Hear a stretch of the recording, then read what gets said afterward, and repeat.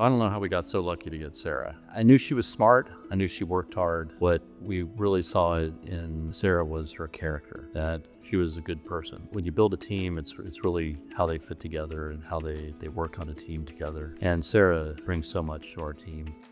So I've been in this lab for about 4 years. I've been on rover team for about 2.5 years. Building this sense of teamwork amongst each other is so important. It's a team sport. So you have to be in an environment where you can learn from others and they can show you through that experience. It's very important to collaborate and integrate that together. Sarah was my mentor, and we built the first rover of the RAD Lab together. We were doing things that senior engineers were doing, right? And she kind of led that charge and was the driving force in this rover that was being built by a bunch of 20-something-year-olds. So it was a really cool experience. The RAD Lab gave me a really great place to learn and develop skills in software and electrical engineering, and also further develop my mechanical engineering skills. But it also taught me a lot about the importance of collaboration and working with people.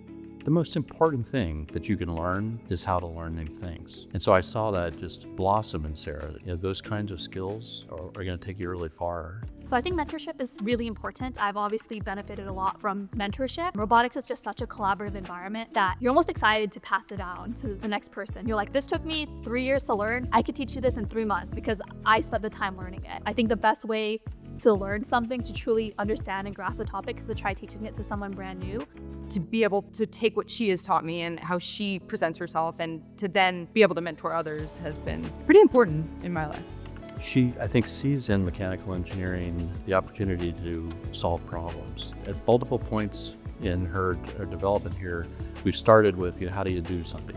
And she's thought it through and come back with some very creative solutions and been open to trying new things. I've seen her grow in her ability to kind of master the whole field of mechanical engineering, to bring it to bear to solving society's most important problems.